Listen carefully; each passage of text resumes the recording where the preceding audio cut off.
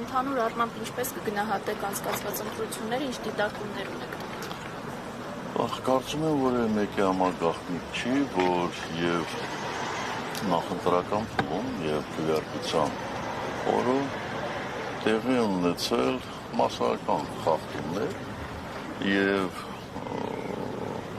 կարծում եմ, որ եթե մենք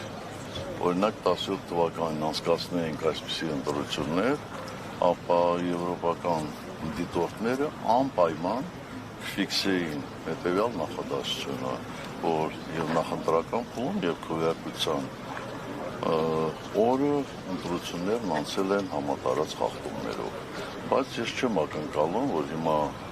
այդ դիտորդները այդպիսի արձանագրում կանեն, հասկանալի պատճառներով չէ, որովհետեւ այդ նախընտրական փուլում իրենց քաղաքական ղեկավարները ամբողջական սատարում են հայտնել այսօրվա իշխանություններին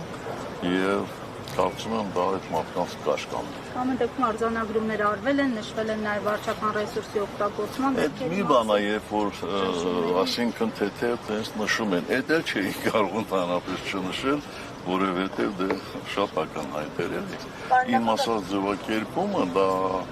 այն ձևակերպումն է, որ ընդհանրապես դիտորդները տալիս են վատ ընտրությունների։ Իսկ